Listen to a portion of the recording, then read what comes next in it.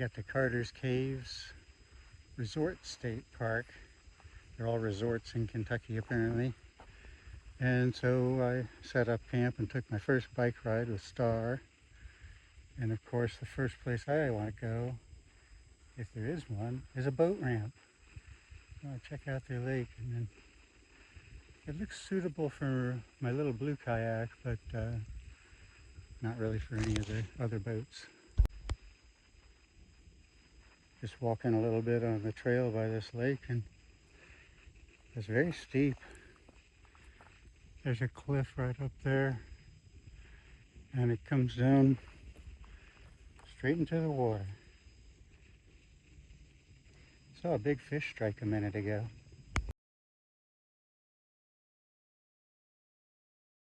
We're in Cascade Cave, said to be the grandest cave of Carter's Caves Resort. And it's got a waterfall and bats and salamanders and everything. Our lovely guide today is Jess. She's going to tell us all about the cave. Specifically, welcome into what we call the dance hall. Now, the reason we gave this room right here the name the dance hall is because the previous owners of this cave system, the Mead family, they owned this cave system from the 1880s until 1959. When they owned this cave system, they used to host massive square dancing events in this very room. And pretty fun, right? These little guys up here on the ceiling are what we call Indiana bats. Now, you guys are probably wondering, Jess, how the heck do you know that these are Indiana bats and not one of the other 4 species of bats that live here on the park? Now, the reason I know these guys are Indiana bats is because they're all huddled together. And our Indiana bats are our only social bat species here on the park. They are the easiest ones to identify. 100 bats in them. Wow. It's probably the biggest ones that I've ever seen in my life. And yeah, these guys are really, really cute. Their diet consists of bugs, they are insectivores, and they really like mosquitoes. Indiana bats have been known to eat around 1,000 mosquitoes per hour, and up to 5,000 mosquitoes in one entire night. These guys can eat up to double their body weight. It is very, very impressive.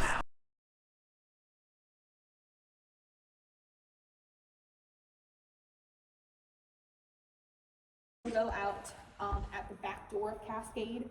It's the biggest exit of the cave system or entrance, and that one isn't blocked off either. So they'll go through here.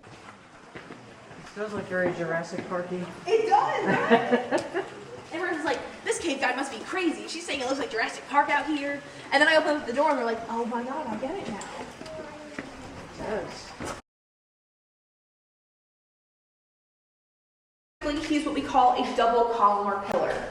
So basically 2 stalagmites and 2 stalactites grew right next to each other and got so big that they fused into one mega formation.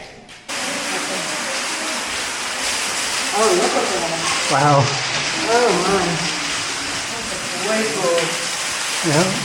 Way cool.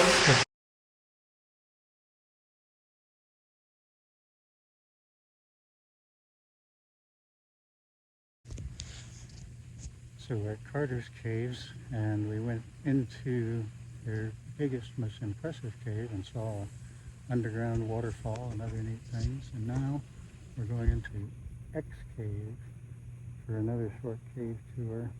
And tomorrow we'll probably see the Saltpeter Cave, so get to see at least a few caves while we're here.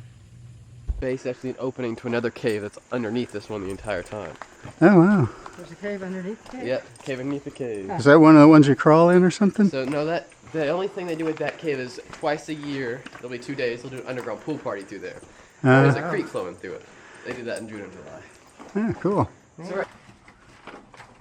The X cave was really good about giving an up-close look to some of those big formations you saw over Cascade. Yeah. Yeah, so that active calcite through that kind of white glossy color. Very pretty.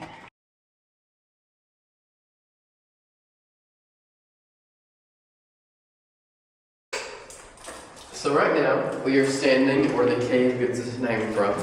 We're in the very middle of our X. We're beside our cave turkey. We have what we call flowstone. It's the largest piece of flowstone on the park. Going from floor to ceiling there. Oh, that's cool. And then behind me, right here we have what we call our cave jellyfish. Oh, that is awesome. So this right here is some of that geological drapery, kind of like that bacon we were talking about earlier, but much, much bigger. Wow. So as you can see.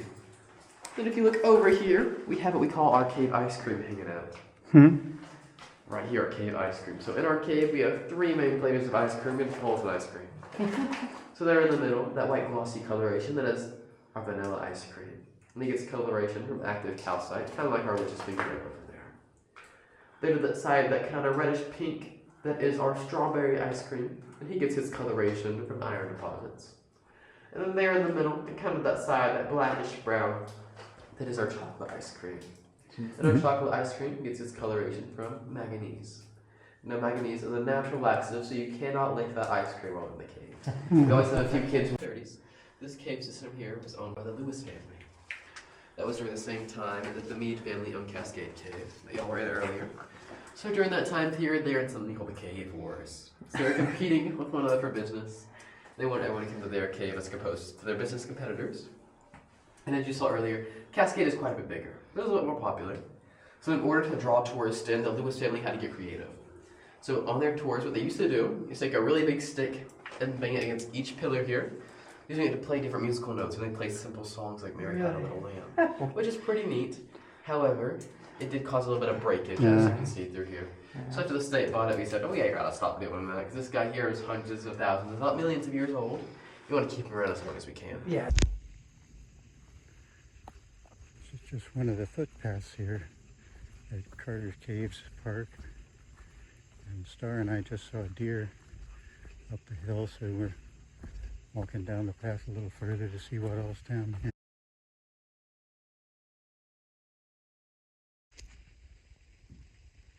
So I left at 6:30 this morning, and I brought my kayak down to the lake yesterday with the truck, and just brought the bike this morning with my paddles and my coffee and my chair. And somehow I got to get back up that crazy road, son. There's all these water birds here. They make a lot of noise, and they don't seem to like my presence. Yeah.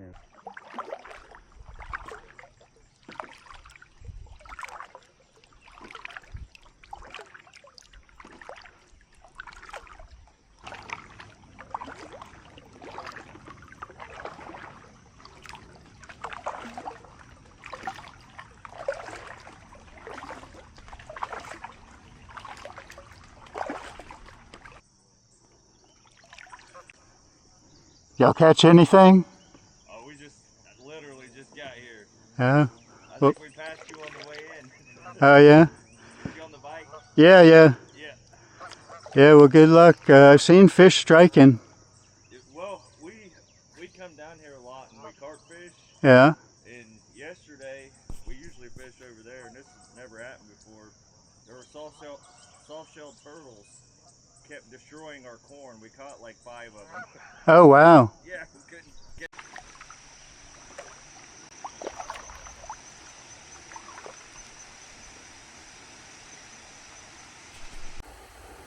Our cave guide yesterday, Jess, mentioned that there was a severe drought right now in a part of the cave that was always wet, and her experience of a few years was dry. And so I guess the water coming through here might ordinarily be coming quite a bit faster and going over this low wall, and might not be a great idea to be where I am right here right now. But it's nice today.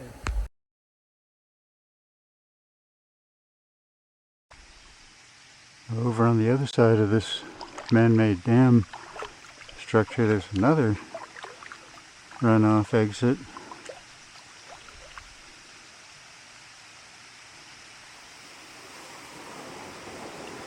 Hey, little fish. And this one looks a lot less man-made. And also a place you might not want to be in a strong flow.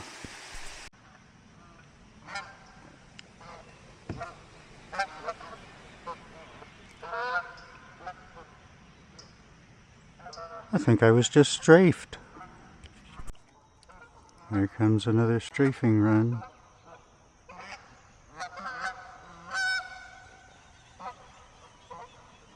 And off they go.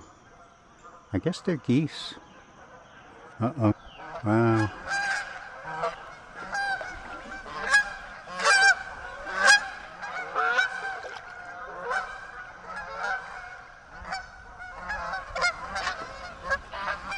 Please don't poop. Please don't poop.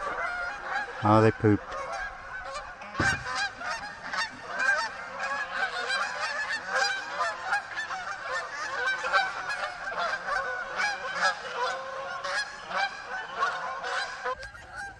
The geese flying overhead were strafing me. I guess they circle over the lake and gain altitude until they can get over the mountains and get to where they're going. The boat ramp's right up ahead, but it's gotten much foggier and you can barely see it. Can't even see the end of the lake, which I know is right up ahead. Sun rising over the mountains in the fog. I found that the southern end of the lake on the west side there is very shallow, so I'm going to go over and check out the northern end of the lake on the west side here. See some bass working over there, and a little boy down there caught a small bass, so Sonja will probably be down later trying to catch bass. They're clearly here.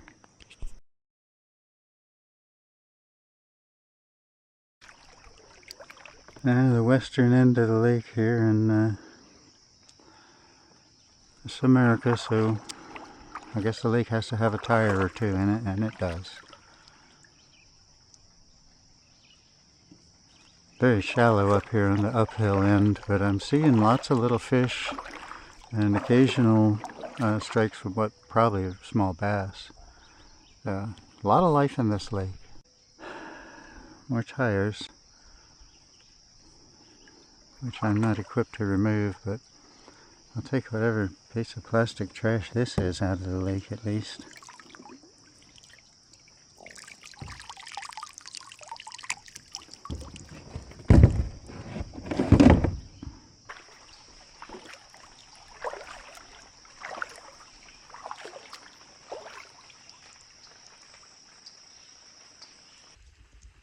Up in the western end of the lake here, it gets very narrow. It comes almost like a little river that I'm paddling up.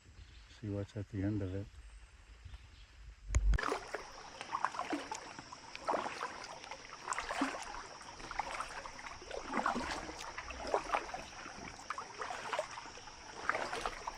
It's getting shallow and windy up here, and so I guess I must be approaching the end. There's a little branch of this that goes off to the right. I don't know, this goes quite a ways past the open lake.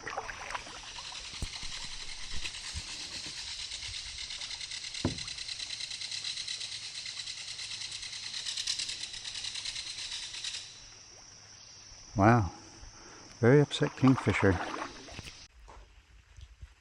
So this is the end of my kayak ride this morning. It's gotten very shallow and narrow, and you can see the flow over the shoal just ahead. So not something I could paddle over, and I'm not interested in walking the kayak over it today. But it does look like if they weren't in a drought, there's another foot of water. There's quite a bit more of this that you could paddle up if you were here, you know, in a wetter time. Very beautiful. The rest of the lake is nice, but I'm glad I came up this little branch. It's my favorite part. Passing by this tree here, and parts of it look gnawed. Like maybe a beaver was here. I don't know. I don't know what would do that. The only thing I can think of is a beaver, but not from around here.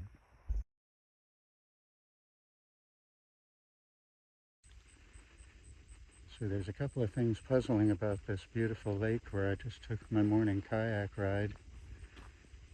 Getting ready to ride my bike back up the crazy hill of doom. But it's a beautiful lake, and the water's actually pretty warm, even by Florida boy standards. We don't have dinosaurs here in Kentucky, so I don't know why is there no swimming. And then this, violators will be towed away. So they're going to try to get a tow truck down that crazy road, hook it up to a vehicle, and go back up that crazy road. I don't think that's happening. They might have to take you out with a heavy lift helicopter. Well, the only way to go up this is in your lowest gear with your highest electric assistance. 5 miles an hour, turbo on, working hard, but I'm almost at the top. The Mulligan Trail. This is a former golf course here, and so it should be at least smooth enough to golf on, I guess.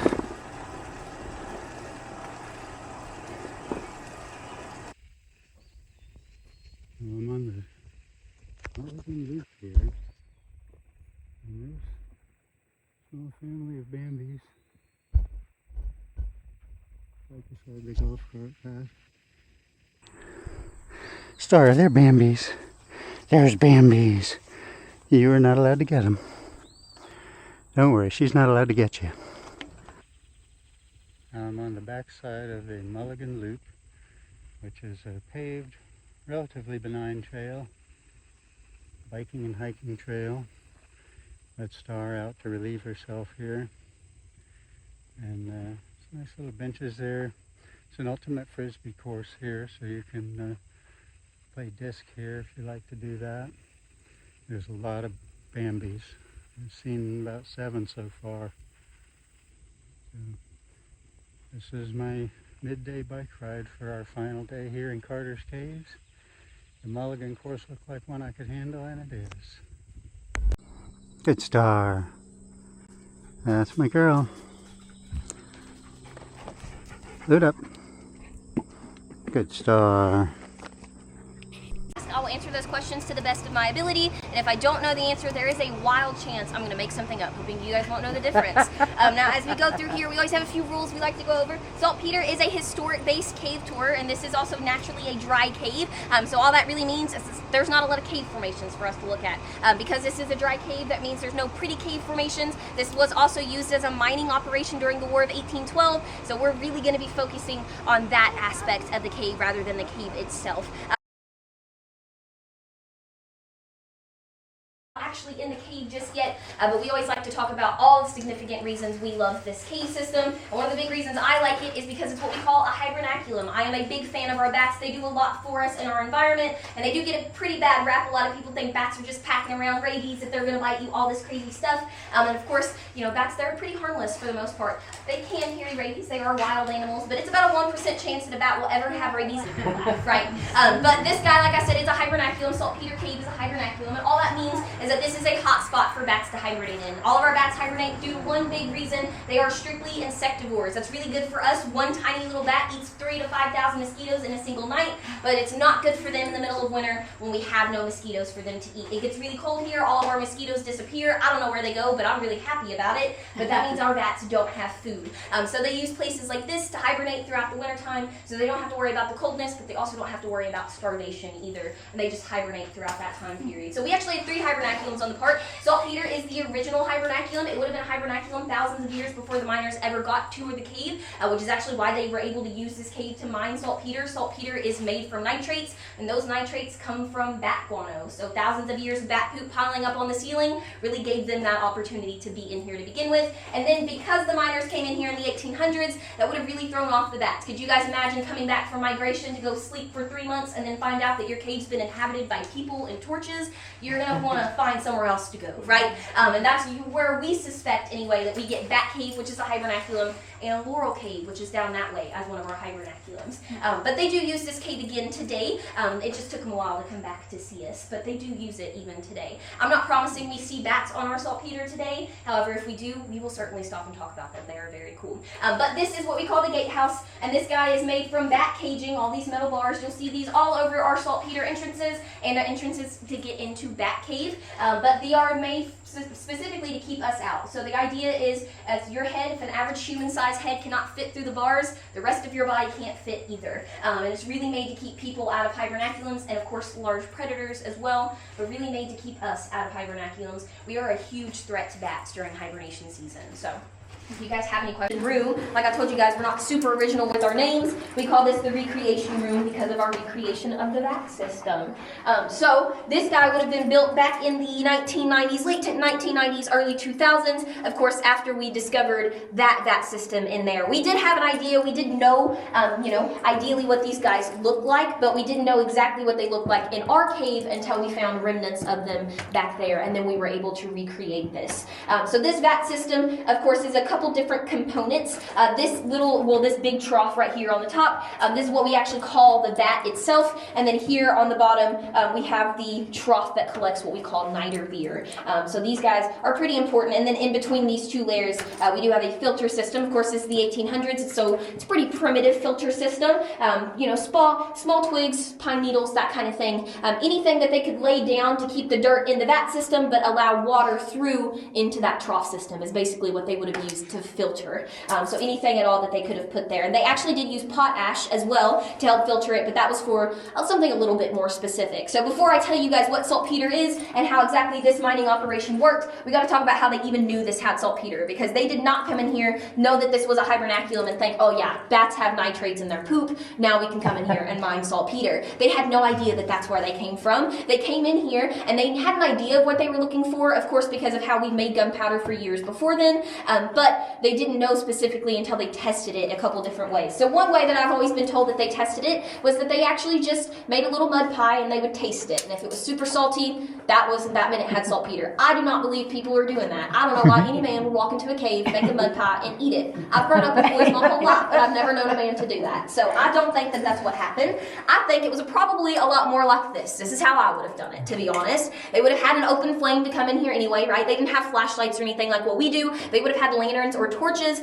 probably torches more than anything. They would have picked up some of this dry, loose dirt like this. They would have held it over. Watch this guy be out of lighter fluid. Hold on. There we go. Okay, so they would have held it over an open flame. And if you guys can see that spark happening, that is the nitrates in the soil lighting. So if it lit like that, then they know that it has nitrates in it. It has the right ingredients. They can come in here and mine for saltpeter, and then that way we can make gunpowder. Now, this whole time I've been saying that we're mining for saltpeter. Saltpeter's chemical makeup is potassium nitrate. We do not have potassium nitrate. In our cave, we have calcium nitrate. So not only were they extracting the nitrates from the soil, but they were also quite literally making this into saltpeter. So this was a pretty nitty-gritty process.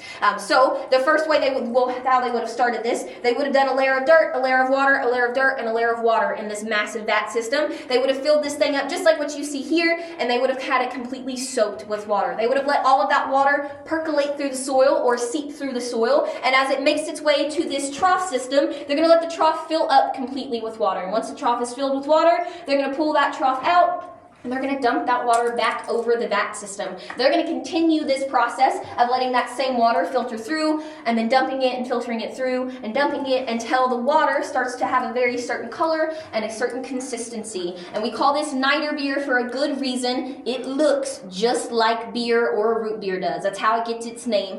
Once it looks like root beer, they know it's the right consistency. It's got plenty of saltpeter in it. They call over the same chemist who lit the dirt on fire, and this time he does actually taste it. He takes a little spoonful of niter beer, he takes a sip of it, and if it's really salty as a liquid, he knows that it's ready to go. He sends it out to the mouth of the cave where we have our encampment, and then they're going to put that niter beer in a big old pot over fire, and they're going to start to boil this mixture. Now this is still calcium nitrate. It's just a liquefied version of calcium nitrate. We have to make this into potassium nitrate. So they're going to add a couple things. Now, do you guys know what we could add? It's going to be something you eat. I'll give you guys that hint. But do you guys know anything we could add that's high in potassium that you can eat? Bananas? Bananas. Okay, so we're on the right track, but keep in mind this is the 1800s, so we gotta have something we can get here, right? Potatoes, yes ma'am. So potatoes, and there's one more, and this one always tends to trick people, but turnips. They actually use turnips as well. Both of those are things that we can grow in the state, but they're also things that we can store right here in the cave. We have an entire section of cave we call tater bin because it was used as a root cellar. This is a perfect place for it if you guys think about it. So they were able to grow them and keep them, so we use potatoes and turnips. Now the way this worked, they were going to throw these potatoes and turnips into this mixture, and that, of course, to build the potassium, but they're also going to add blood from whatever game they've killed that day when they've gone hunting or whatever it may be. And then the reason they add that blood is for the iron. That iron's actually going to bond with the calcium from the nitrate. It's going to pull that calcium away from the nitrate, which leaves room for the potassium from our potatoes and turnips to then bond with that nitrate. So once it does that, it's going to get really, really hot, and as it starts to boil out, it's going to crystallize, and that's how we get saltpeter. It is literally just crystallization of potassium nitrate. That's all it is. And then they're going to let all of that mixture boil out of that niter beer, out of the pot. They're going to scrape off all of that saltpeter. They're going to put it in a big old barrel like that guy over there, and they're going to take it to either Portsmouth, Ohio, or Lexington, Kentucky, and that's where we have gunpowder factories in our area at this time. And then they're going to add sulfur and charcoal. Those are the only two ingredients you need to make gunpowder during the 1800s. I don't know how they make gunpowder today, guys. I'm pretty sure it's not that easy. I'm pretty sure it's far more complicated than that. But that's how we made gunpowder back then. And now, I mentioned earlier that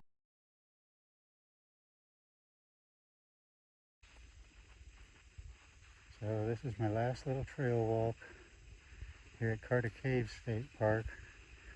We're leaving tomorrow, so I got to put all the toys in the garage in a little bit here, but one last evening walk on a short little trail here by the Welcome Center.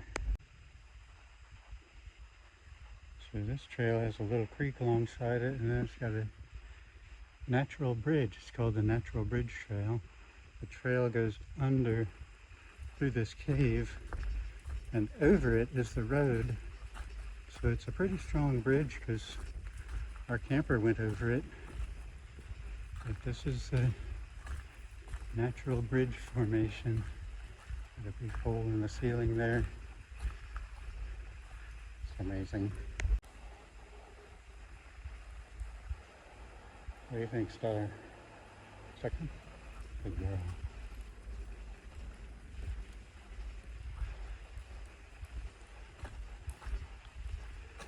The natural bridge is pretty huge. Oh, look, there's a hawk or something just took off there. Big bird, might have been an owl.